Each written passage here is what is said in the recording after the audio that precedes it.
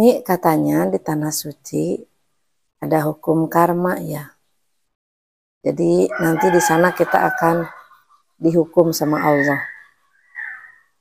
Apakah benar seperti itu? Saya akan angkat kisah yang saya alami dan saya saksikan sendiri di Tanah Suci dalam video kali ini. Jangan lupa dukung dulu dengan like, komen, dan share, serta subscribe bagi yang baru bergabung. Terima kasih.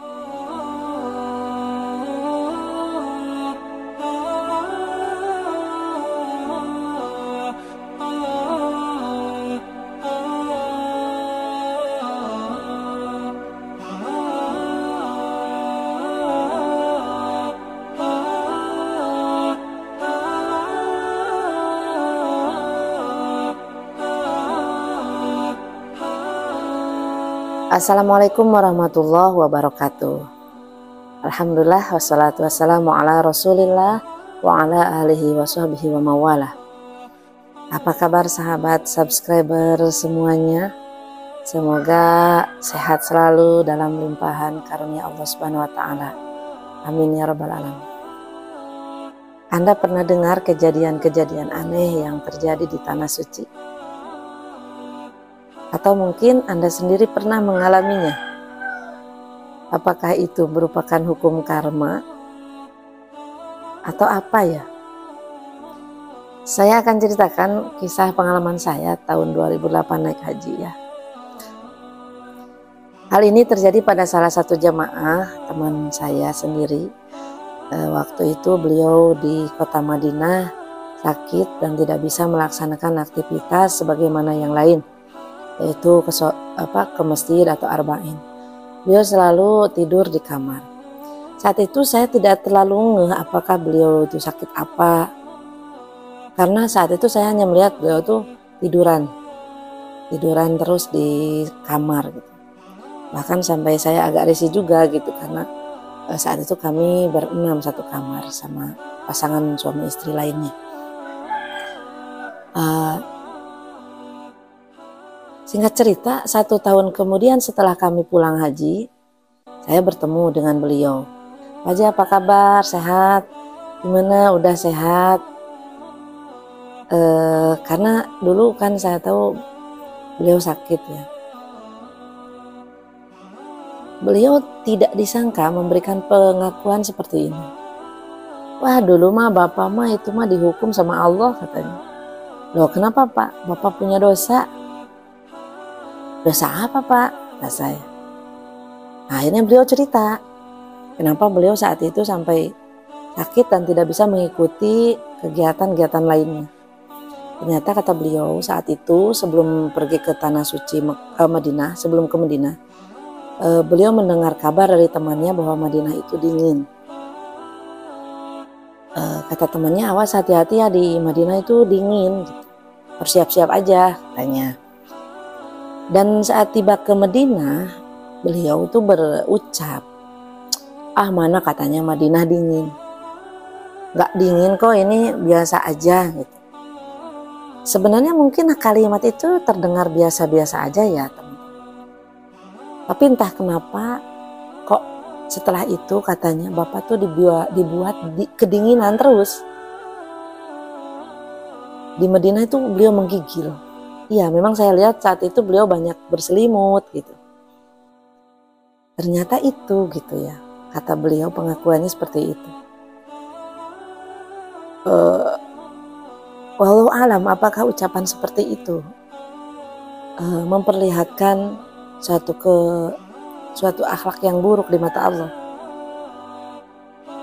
Bisa jadi ya, Allah tidak suka kita berucap sembarangan, atau mungkin hati kita mengikuti dengan semacam tantangan, menantang dan ada sedikit kesombongan. Nah itu semoga seperti itu tidak terulang ya teman-teman.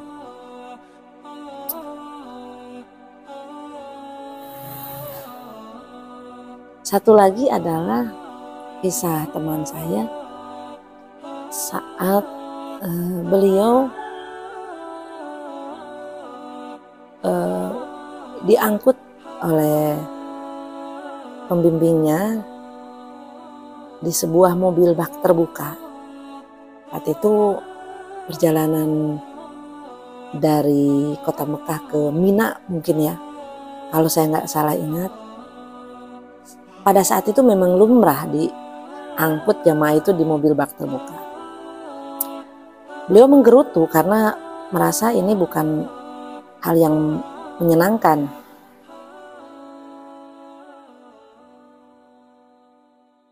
Menggerutu di mobil itu uring-uringan, kenapa sih saya dikasih mobil kayak gini, kan panas ini itu ya disebut. Pas tiba di lokasi di perkemahan itu, akhirnya beliau mencari-cari tendanya, tidak ketemu. Di mana ini tenda pembimbing saya, tenda saya di mana? Padahal itu sudah jelas di wilayah Indonesia dan di wilayah tenda dia. Nggak ketemu, yang lain udah nggak ada. Beliau berputar berkali-kali melihat nomor tenda, identitas tendanya, tapi nggak nemu orangnya, nggak nemu orang yang dia kenal. Setelah lama baru beliau ingat akan kesalahan tadi. Astagfirullah, saya tadi salah yang ngomong gitu. Istighfar. Kemudian tiba-tiba muncullah dari satu tenda teman yang dia maksud, yaitu pembimbing haji beliau. Astagfirullahaladzim, Pak Haji, dari tadi saya nyari Pak Haji, kok lama amat sih nyampainya, orang lain udah nyampe. Astagfirullah Pak Haji, saya dari tadi muter-muter di sini nggak ketemu-ketemu. Ya Allah, maaf ya Haji, maafin saya tadi saya ngerutu jelekin Pak Haji katanya. Akhirnya beliau berdua tertawa dan jadilah ilmu. Ya, saya dengar cerita itu juga jadi pembelajaran, jadi ilmu bahwa ya di tanah suci itu memang tidak ada teman-teman yang namanya hukum karma. Yang ada itu kasih sayang Allah menegur kita karena Allah tidak ingin kita merusak diri kita, merusak nilai-nilai kesucian kita. Bukankah kita itu sedang dibersihkan dosa-dosa sama Allah lewat ibadah haji dan umroh ini? Bukankah Allah ingin siapa yang hadir ke tanah sucinya adalah mereka-mereka yang sudah membersihkan jiwanya. Nah, itu mungkin yang sedang terjadi. Bukan berupa hukuman. Karena yaumil hisab itu nanti setelah kita di akhirat. Setelah kita meninggal. Di dunia ini hanya berupa belayan dan teguran dari Allah saja. Semoga dengan kisah ini menjadi hikmah bagi teman-teman, terutama yang akan berangkat haji maupun umroh. Terima kasih sudah menyimak video-video saya. Assalamualaikum warahmatullahi wabarakatuh.